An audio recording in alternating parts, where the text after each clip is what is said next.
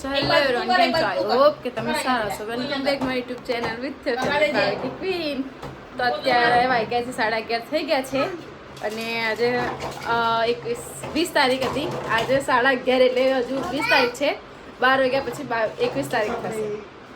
તો 21 તારીખના રાત્રે 12 વાગે અમે જવાના છે, દ્વારકા જવા નીકળે છે. અત્યારે મેં પહેલી નહીને નીકળીશું. આ ઊંઘે છે ભાવિક, કેમ કે અમને આખી રાત ગાડી ચલાવવાની છે એટલે. આ બધા નાવાની તૈયાર લાગે. આ રાજેશ કુમાર છે, આ મારી બેન છે, એના હસબન્ડ છે, આ એનો છોકરો છે.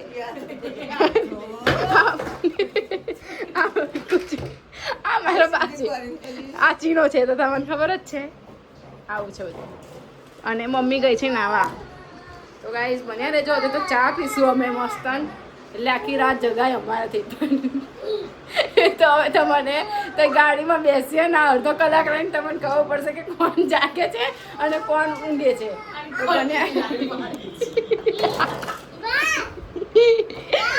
આને ગાઈસ સ્ટ્રેટનિંગ કર્યું છે અને મારું સ્ટ્રેટનિંગ કાલે સવારે કરીશું. અમે પહેલાં દર્શન કરીને પછી, કેમ કે ફોટા બધા સારા પડે એટલે.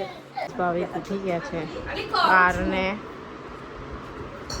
12:15 થઈ ગઈ છે ને હવે પાડી ઊભી છે અને રૂમાલ માંગે છે.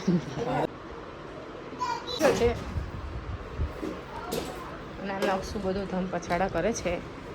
આને પણ કપડાં પહેરી લીધા છે, એના ઇન્ટરેસ્ટ પહેરી દે છે.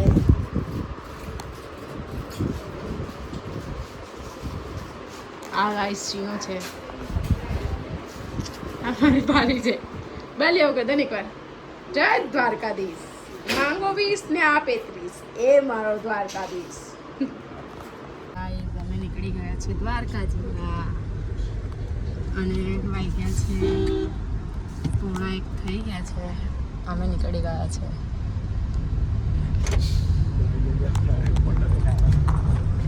હાય પાછળ આઈ એમ કમ બેક. ના બોલતો ખરી. જય દ્વારકા.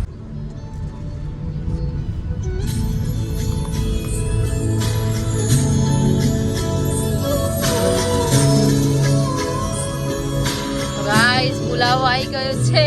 ફાઇનલી અમે નીકળી ગયા છે દ્વારકા જવા. અને એનો બ્લોગ બનાવ્યો છે અને ફેમિલી સાથે જઈએ છે દ્વારકા.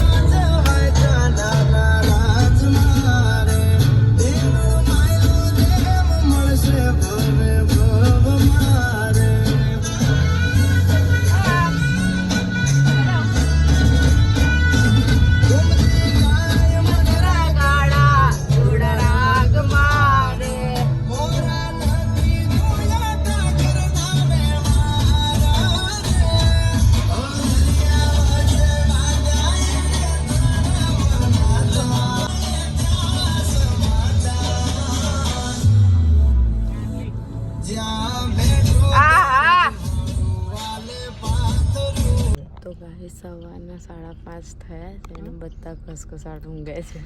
5:30 હા ભાઈ, ને ઊંઘ જ નહીં આવતી અને આ ઊંઘ જ કરે છે અને મોબાઈલમાં જોવે છે. અને ડ્રાઈવર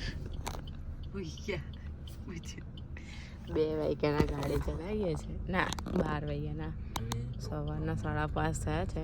રાજકોટની આગળ નીકળી ગયા છે. તો ગાઈસ સવારના થઈ ગયા 6:30. અમારી ગુડ મોર્નિંગ થઈ ગઈ છે. હમણાં અમને ઉઠાડ્યા છે, મોઢું ધોયું. અને ના, એ આખી રાત એમને ગાડી ચલાવી છે અને સૂઈ ગયા હતા 5:30. મેં બ્લોગ બનાવ્યો છે, મને ખબર છે કે બધા 5:30 ઊંઘ્યા છે એવું મને ખબર છે. એટલે આ દાદા ઉઠ્યા છે. પેલા બે આનો સૂંઘે છે. તો મમ્મી થઈ છે અને પાર્થની પાછળ ઊભો છે. શું છે તમારે? કોને કેવું લાગે છે તમને? ખબર નહીં. ઠીક ઠીક. તો ગાઈઝ તમને હમણાં થોડીક વારમાં જોવા મળશે પવન ચાકી. એ તમે ક્યારે જોઈ જ નહીં હોય. એ અમે તો ટચ કરવા દઈશું. તો બન્યા રહેજો, તમને ખબર પડશે કે પવન ચાકી કેટલી મોટી અને લાંબી હોય. બાલી કેવો અનુભવ બોલે છે તમારા દ્વારકા યાત્રાનો? માંગો 20 ને આપે 30. એ મારો દ્વારકાધીશ. બોલો બોલો. સારી લાગે છે ને દ્વારકા નગરી તમારી?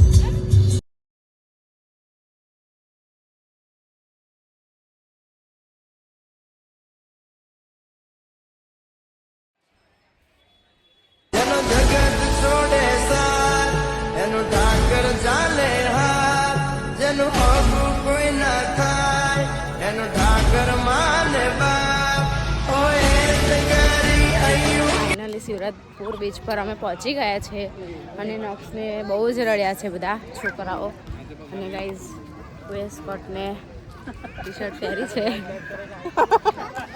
તો બન્યા રહેજો. તો ગાઈઝ આ શિવરાજપુર બીચ છે દ્વારકાનો અને અમે બહુ જ બધા ફોટા પાડવાના છે કેમ કે મારું બહુ જ ડ્રીમ છે. મારા ગોવાનો ફોટો ડિલીટ થઈ ગયા છે એના માટે. તો બન્યા રહેજો. મારો નકશો ખુશ થઈ ગયો છે.